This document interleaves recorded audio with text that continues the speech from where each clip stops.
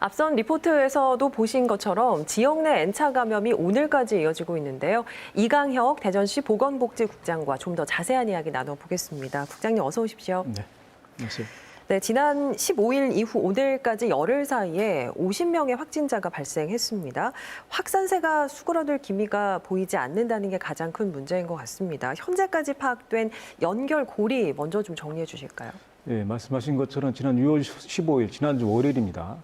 그때 이후로 오늘까지 총 50명의 확진자가 나왔는데요. 네. 그 확진자들이 그 어떤 그 역학조사를 통해서 확인된 결과에 의하면 확진자 가운데 4명만 소규모 교회를 통해서 감염이 되었고 나머지 46명 확진자들은 업종을 구분하자면 다단계 방문 판매업을 네네. 중심으로 자기 사업 목적상의 소규모 장소를 달리하는 소규모 모임을 통해서 확진이 된 사례를 발견할 수 있고요. 그 모임 공간 간에 서로 역학적인 그 연관성이 있어서 전체적으로는 그 다단계 방문 판매업을 중심으로 한 그 연결고리가 확인되었습니다. 네, 50명 중에 46명이 다단계 판매업소와 관련된 연결고리를 갖고 있다라고 그렇습니다. 말씀해 주셨습니다. 확진자 중에 동선 공개와 진술과 관련해서 비협조적이거나 더 나아가서는 고의로 숨긴다든지 허위로 진술하는 상황이 이어지고 있습니다. 감염 경로 파악에 혼선을 줄 수 있기 때문에 대전시 차원에서도 강력하게 대응하겠다 이렇게 밝힌 상황인데 확진자들이 이렇게 동선을 숨기는 이유 어떻게 판단하고 계세요? 그렇습니다. 저희들을 가장 어렵게 하는 게 확진자들이 역학조사 과정에서 자신들이 동선을 정확하고 신속하게 또 진술을 해야 되는데요. 네네. 그것이 동선을 빨리 파악해서 그 동선상에 있는 접촉자들을 특정하고 예. 또 격리해서 검사받고 하는 그런 일련의 과정들이 빠른 시간에 이루어져야 더 이상의 그 추가 감염을 막고 그렇죠. 감염 경로를 차단하는 아주 데서 아주 핵심적인 부분이거든요.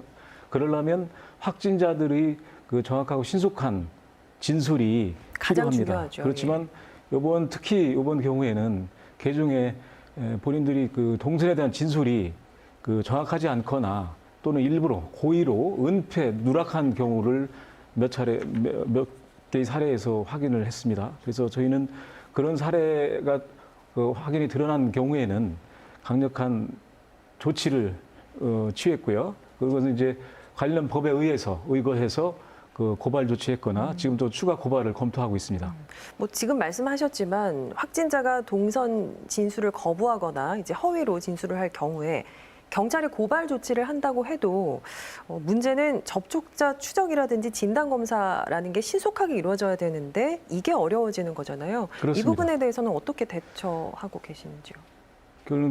접촉자를 빠른 시간에 특정하기 어려울 경우에 그렇지만 그 장소의 특성상 예를 들면 뷔페라든가 웨딩홀이라든가 이렇게 다중이 모이는 그 동선이 있는데도 본인이 거기 방문한 사실을 숨겨서 그 동선이 뒤늦게 확인될 경우에는 대표적으로 그런 경우에는 전 시민을 대상으로 재난 안내 문자를 통해서 특정 시간, 특정 일에 그 장소를 방문했던 분들은 검사를 받으시도록 그렇게 네. 안내를 하고 있고요.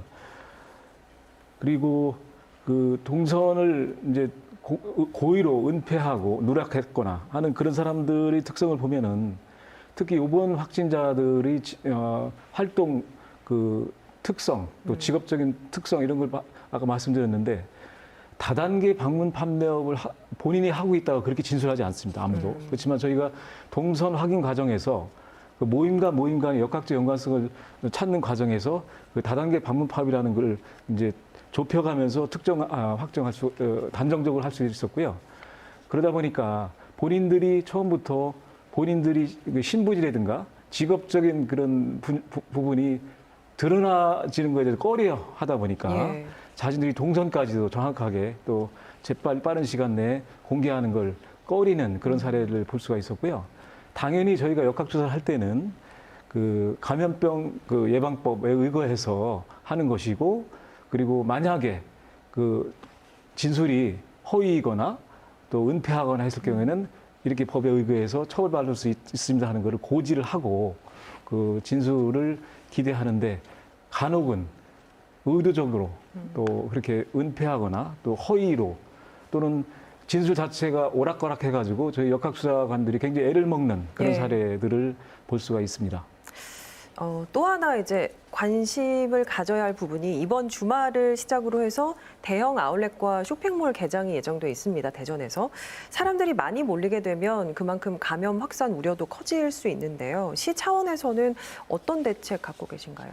예, 특히 이번 주말에 그 오랫동안 준비되어 왔던 대형 쇼핑몰이 아울렛몰이 개장하는 것으로 알고 있습니다. 예. 그래서 저희는 개장 시기를 좀 늦췄으면 하는 바람이 있지만 일단은 개장을 앞두고 있고요.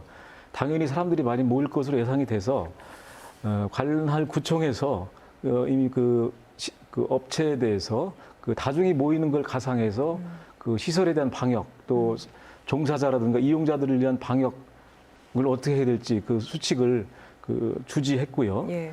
그래서 그 예를 들면 그 당일 그 이후 개장 이후에 최소한 이벤트성 행사, 사람들이 또 그 중에서 많이 모일 수 있는 그런 행사, 그리고 그 매장 내에서의 뭐 그 테스트를 위해 또는 시식을 위해서 사람들이 뭐 모여 있게 하는 그런 네네. 것들, 그리고 입장할 때는 당연히 그 열 화상 카메라를 등을 통해서 체크를 해야 되고요.